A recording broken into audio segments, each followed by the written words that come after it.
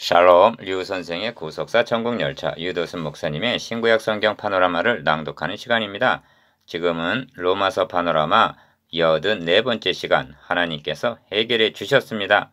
구절은 8장 2절에서 3절. 이는 그리스도 예수 안에 있는 생명의 성령의 법이 죄와 사망의 법에서 너를 해방하였음이라. 율법이 육신으로 말미암아 연약하여 할 수 없는 그것을 하나님은 하시나니 곧 죄를 인하여 자기 아들을 죄 있는 육신의 모양으로 보내어 육신의 죄를 정하사. 사도는 8장 1절을 통해서 그리스도 예수 안에 있는 자에게는 결코 정죄함이 없나니 하는 폭탄적인 선언을 했습니다. 그렇다면 여러분은 이제 그리스도 예수 안에 있는 자에게는 어찌하여 정죄함이 없는지 말해 줄 수가 있겠습니까? 왜냐하면 8장 1절은 그러므로로 시작하고 있기 때문입니다. 이 그러므로라는 접속사는 이제까지 내가 말한 복음을 이해하였다면 그리스도 예수 안에 있는 자에게는 왜 정죄함이 없는지 확신하게 되었을 것이다. 이런 뜻이 함의되어 있는 것입니다. 그런데 사도는 이는 하고 2절 상반절 또다시 다른 각도에서 설명을 더하고 있습니다. 우리도 이렇게 해야만 합니다. 그래야 안전하기 때문입니다. 빌립보서 3장 1절 1. 첫 절에서 정죄함이 없다 하고 선언한 사도는 이어서 이는 그리스도 예수 안에 있는 생명의 성령의 법이 죄와 사망의 법에서 너를 해방하였음이라 하고 설명을 합니다. 이는 이란 말은 왜냐하면 이라는 뜻입니다. 기억, 사도는 그리스도 예수 안에 있는 자에게는 정죄함이 없다는 원리적인 선언을 한 다음에 어째서 정죄함이 없는지 그 이유를 설명을 하고 있는 것입니다. 사도는 정죄함이 없는 이유를 앞에서도 여러 각도에서 이미 말씀을 했습니다. 그런데 가장 좋은 교수법은 반복입니다. 사도는 반복하면서 앞으로 나아가고 있는 것입니다. 니은 그리스도 예수 안에 있는 자에게는 결코 정죄함이 없다는 진리는 그만큼 중요한 교리인 것입니다. 많은 성도들이 이 진리 위에 굳게 서 있지 못하기 때문에 기쁨과 감사와 감격이 없다 하겠습니다. 2.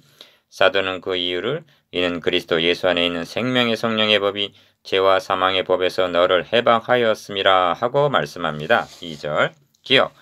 이 말씀은 어렵게 들리지만 이미 6장 14절에서 죄가 너희를 주관치 못하리니 이는 너희가 법 아래 있지 아니하고 은혜 아래 있음이라 한 말씀을 다르게 표현한 것입니다. 은혜가 생명의 성령의 법이라는 표현으로 바뀌었고 율법이 죄와 사망의 법으로 바뀐 것입니다. 니은 물론 율법 자체는 거룩하며 의로우며 선한 것입니다. 그런데 죄의 권세를 잡은 사탄이 계명을 악용하여 우리를 정죄하고 죽게 만들었기 때문에 죄와 사망의 법이라고 표현한 것입니다. 이 점을 고린도후서 3장 6절에서도 의무는 죽이는 것이요 영은 살리는 것이민이라 하고 말씀합니다.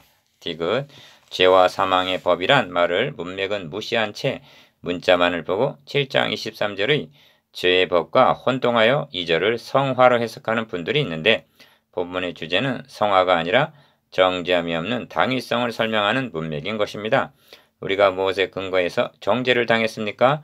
율법에 의해서였습니다. 3. 그런데 너를 해방하였음이라 합니다. 2절 하반절. 여기에 본문을 해석하는 열쇠가 있다 하겠습니다. 기억. 만일 본문을 성화로 본다면 어떻게 되는가?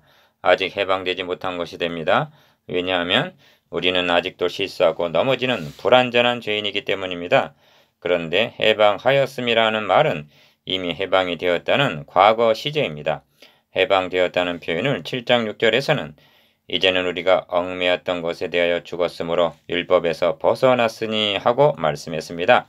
그래서 율법이 우리를 정죄할 수 없다는 것입니다. 다시 말하면 너희가 법 아래 있지 아니하고 은혜 아래 있기 때문에 6장 14절 정죄할 수 없다는 것입니다. 니은 다시 강조합니다만 정죄할 수 없는 것은 의롭다함을 얻었기 때문이지 성화되었기 때문이 아닙니다.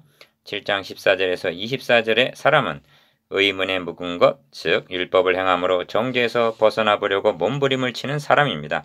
그러므로 그는 죄와 사망의 법에서 해방된 사람이 아니라 오라 나는 공간 사람이로다.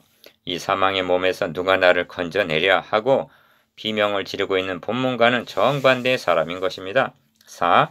그러면 우리를 해방시켜준 생명의 성령의 법은 무엇을 가리키는가? 기억. 다시 강조합니다만 생명의 성령의 법이란 말은 너를 해방하였음이라는 말씀에 의해서 해석이 되어야 한다는 점입니다. 그렇다면 뜻은 분명해지는 것입니다. 우리가 해방될 수 있었던 근거는 그리스도 예수 안에 있는 구속으로 말미암아이고 3장 24절 구속의 은총을 나에게 적용을 시켜 주셔서 해방시켜 주시고 생명을 주신 분은 성령이시라는 말씀이 되는 것입니다. 그래서 생명의 성령의 법이라 한 것은 여기에는 대조가 나타나는데 생명과 사망이 대조되어 있고 죄와 성령이 대조되어 있습니다. 그러므로 죄는 죄들이 아니라 죄가 기회를 타서 계명으로 말미암아 나를 속이고 그것으로 나를 죽였는지라 한 7장 11절 죄의 권세자들을 가리키는 것이 됩니다. 이 외의 본문이 다른 해석을 용납하고 있지 않는 것입니다. 그렇다면 생명과 성령의 법이 어떤 방법에 의해서 죄와 사망의 법에서 나를 해방시켜 주셨단 말인가? 그 대답이 3절인데 율법이 육신으로 말미암아 연약하여 할 수 없는 그것을 3절 상반절 여기서 잠시 멈추고 우선적으로 생각해야 할 점은 율법이 할 수 없는 그것이 있다고 말씀한다는 점입니다. 그것이 무엇이란 말인가? 이를 알기 위해서는 반대로 율법이 할 수 있는 것이 무엇인가부터 생각해 보는 것이 도움이 됩니다. 율법이 할 수 있는 것은 정죄입니다. 정죄에서 죽이는 일을 할 수가 있습니다. 그렇다면 할 수 없는 일은 무엇인가? 의롭다고 여겨주는 일을 못합니다. 그래서 결국 살리는 일을 못하는 것입니다. 그러므로 율법은 우리를 하나님의 영광에 이르게 해주지를 못합니다. 어째서 율법이 이런 일을 못하는 것일까요? 갈라디아 3장에는 살리라 하는 말이 2번 등장합니다. 갈라디아 3장 11절 12절 즉 살 수 있는 길이 둘이 있다는 것입니다. 하나는 믿음으로 살리라 하는 길이고 다른 하나는 행하는 자는 살리라 하는 길입니다. 그런데 문제는 육신으로 말미암아 연약하여 행할 수 없는 3절 상반절 우리에게 책임이 있다는 것입니다. 율법이 우리를 살게 하려고 애를 써보지만 그러나 연약한 육신으로 말미암아 그 요구를 따라주지를 못한다는 그런 뜻입니다. 7. 그것을 하나님은 하시나니 합니다. 3절 중반절 그러니까 살 수 있는 방도는 하나님이 행해 주신 것을 믿는 것뿐이라는 것이 됩니다. 그러면 어떻게 행해 주셨는지 주목해 보시기를 바랍니다. 하나님께서도 연약한 우리 육신을 통해서 하신다고 말씀하고 있습니까? 아닙니다. 만일 하나님께서 우리를 통해서 이루려 하셨다면 율법처럼 실패하고 말았을 것입니다. 하나님께서 행해 주신 것은 우리를 들어서가 아니라 자기 아들을 통해서였습니다. 8. 곧 죄를 인하여 자기 아들을 죄 있는 육신의 모양으로 보내어 육신의 죄를 정하사 하십니다. 3절 하반절 자기 아들 곧 하나님의 아들이라고 말씀합니다. 죄 있는 육신의 모양으로 보내어 즉 인간의 몸을 입게 하여 보내셨다는 것입니다. 이 점을 히브리서 2장 14절에서는 그도 또한 한 모양으로 혈육에 함께 속하심은 하고 말씀합니다. 왜 육신을 입고 오셔야만 했는가? 육신의 죄를 정하시기 위해서라고 말씀합니다. 3절 하반절 영으로 오셨다면 우리의 대표자가 되실 수도 없을 뿐만 아니라 우리를 대신한 대속 제물도 죽어 주실 수도 없기 때문입니다. 이렇게 하셔서 죄와 사망의 법에서 너를 해방하여 주셨다는 것입니다. 2절 하반절 육신의 죄를 정하사 한 3절과 그리스도 예수 안에 있는 자에게는 정죄함이 없다 한 1절을 대조해 보시기 바랍니다. 죄와 정을 결합하게 되면 정죄가 되는 것입니다. 하나님의 아들이 우리 대신 정죄를 받아주셨기 때문에 이를 믿는 자들에게는 결코 정죄함이 없느니라 하고 선언할 수가 있는 것입니다. 한 예를 들어보겠습니다. 주님께서는 간음 현장에서 끌려온 여자에게 나도 너를 정죄하지 아니하노니 가서 다시는 죄를 범치 말라 하셨습니다. 요한복음 8장 11절 그 여인은 누명을 쓰는 것이 아닙니다. 죽어야 마땅한 죄를 범한 현행범입니다. 그런 자를 어떻게 정죄하지 않을 수가 있단 말인가? 대답은 오직 하나, 그 여인과 우리의 죄를 대신하여 정죄를 당하러 오셨기 때문에 가능한 것이었습니다.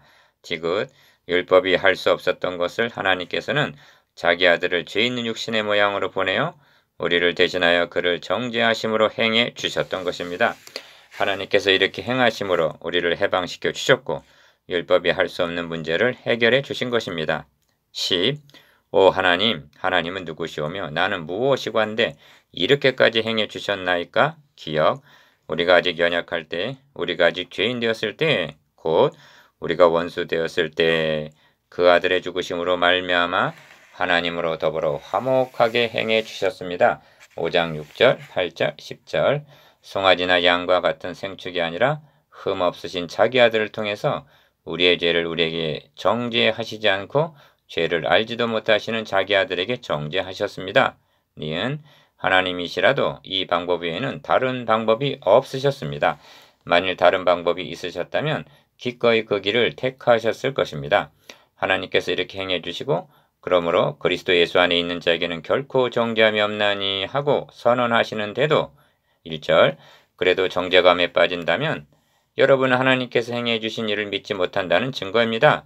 무효화시키고 있는 것입니다. 여러분 그래도 되는 것입니까? 11. 사도는 이런 사람들이 있을 것을 알기 때문에 너희를 해방하였음이라 하고 말씀하지 않고 손가락으로 가리키듯 너를 해방하였음이라 하고 2절 하반절 2인칭 단수로 말씀하고 있는 것입니다. 기억, 사도는 결정적인 대목에서는 꼼짝을 못하도록 너희라 하지 않고 너라고 지적을 합니다. 자신을 의롭다고 여기고 남을 판단하는 자들을 책망할 때에도 너가 하나님의 판단을 피할 줄로 생각하느냐 하고 윽박지릅니다. 2장 3절 갈라디아서 4장에서는 너희가 아들인 거로 하고 말씀하던 사도가 결정적인 순간에서는 그러므로 너가 이후로는 종이 아니요 아들이니 하고 갈라디아서 4장 6절 7절 가슴에 심어줍니다. 니은 다시 강조합니다만 우리가 율법을 행함으로 할 수 있는데도 하나님이 자기 아들을 통해서 대신 행해 주신 것이 아니라는 점입니다. 하나님이 바라고 원하시는 것은 도리어 우리가 자력구원의 불가능성을 뼈저리게 깨닫고 하나님의 의 외에는 소망이 없음을 인정하고 이를 감사함으로 받기를 원하시는 것입니다. 여러분, 율법이 육신으로 말미암아 연약하여 할 수 없는 그것을 하나님은 하시나니 곧 죄를 인하여 자기 아들을 죄 있는 육신의 모양으로 보내어 육신의 죄를 정하사 행해 주셨습니다. 묵상해 봅시다. 1. 율법이 할 수 없었던 것이 무엇이며 누구의 책임입니까? 2. 그것을 하나님은 어떻게 행해 주셨습니까? 3. 너를 해방하였음이라 말씀하는 의도에 대해서